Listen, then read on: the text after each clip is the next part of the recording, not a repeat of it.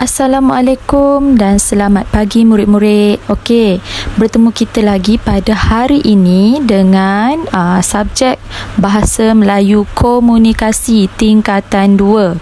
Okey, baiklah. Hari ini tajuk kita adalah Indahnya Sungai Kita. Okey, tajuknya Indahnya Sungai Kita. Okey, sebelum tu cikgu nak tanya, apa yang dikatakan sungai? Apa benda? Apa itu sungai? Okey, jom cikgu ajar dengan lebih jelas apa yang dimaksudkan dengan sungai. Tadi dah tengok kan? Itulah yang dipanggil sungai. Okey, siapa pernah tengok sungai ataupun siapa pernah bermandi-manda dekat sungai? Saya pastilah ada beberapa orang daripada kamu telah pun pergi ke sungai. Cuma sekarang kita tak boleh nak pergi kan, dalam keadaan COVID ni bahaya kan. Okey, secara nama saintifiknya ataupun nama yang sebenarnya, sungai ni bermaksud merupakan sejenis saluran air tabi'i yang semula jadilah, yang besar. Okey, sumber sungai boleh jadi daripada tasik, mata air ataupun anak-anak sungai.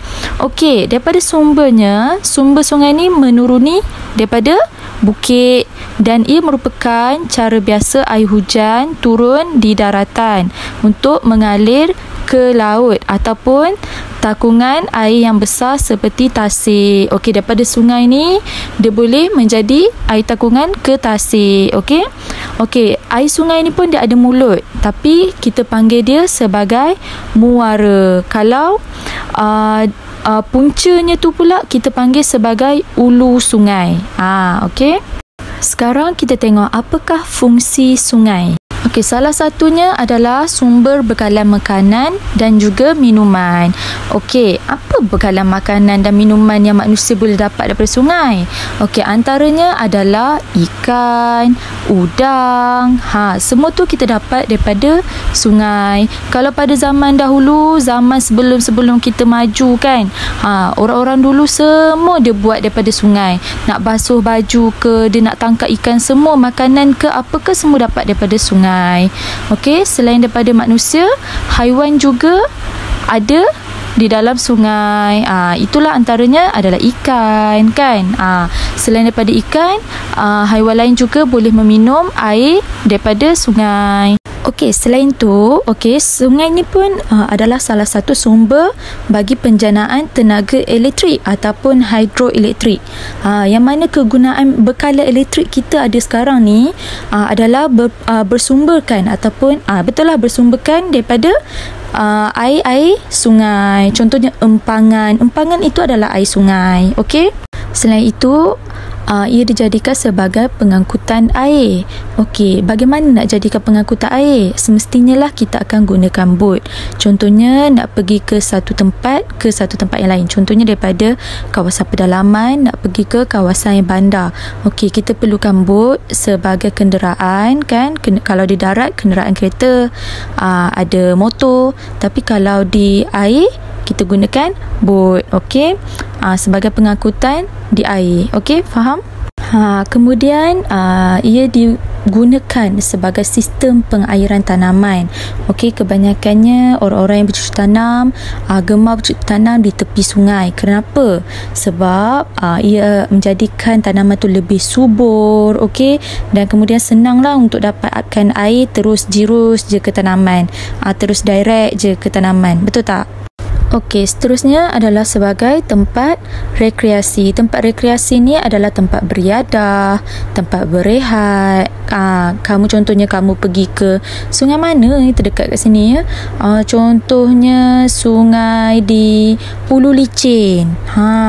Siapa yang pernah pergi ke Ulu Licin? Contohnya kita berehat dekat situ, kita buat bakar-bakar, kita makan-makan. Itulah yang dipanggil sebagai tempat rekreasi. Okey, sekarang kita dah tahu kan apa fungsi-fungsinya, apakah kepentingan sungai tadi kan. Okey, sekarang kita tengok pula apakah langkah-langkah penjagaan sungai. Okey, yang pertama, pastikan kita tidak membuang sampah ke dalam sungai. Okey, jangan buang sampah ke dalam sungai. Sebab kalau kita buang sampah, secara automatiknya pastinya kita punya sungai tercemar. Okey. Kedua, kita buatlah landscape yang cantik. Okey, selalunya kalau kita nak tengok landscape yang cantik ni, seperti Sungai Melaka. Cantik dia atur kan, sungai tu kan, waktu malam nampak lawa je hiasan kat sungai tu kan. Okey, yang ketiga, kita mestilah memastikan tahap kebersihan air. Okey, kita menguji tahap kebersihan air tu terlebih dahulu. Okey, kita nak tengok air tu yang dah dirawat ke, air tu kotor ke, bersih ke, kan? Sebab air yang bersih daripada air sungai yang dirawat boleh menjadi sebagai air sumber minuman. Okey.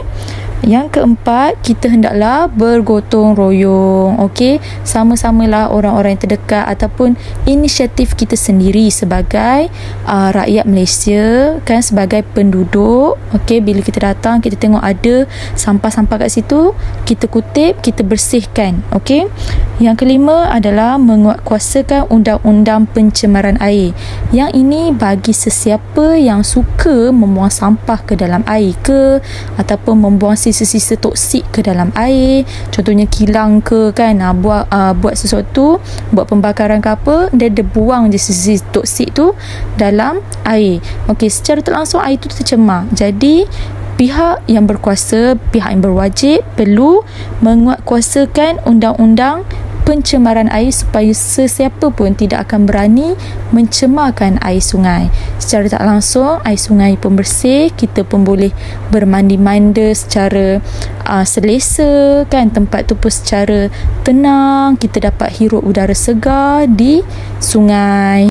Okey, itu sahaja daripada saya. Saya harap semuanya faham ya, kenapa sungai itu sangat penting bagi kehidupan di dalam dunia ini, sama ada manusia ataupun haiwan-haiwan, okey, tumbuhan-tumbuhan kan.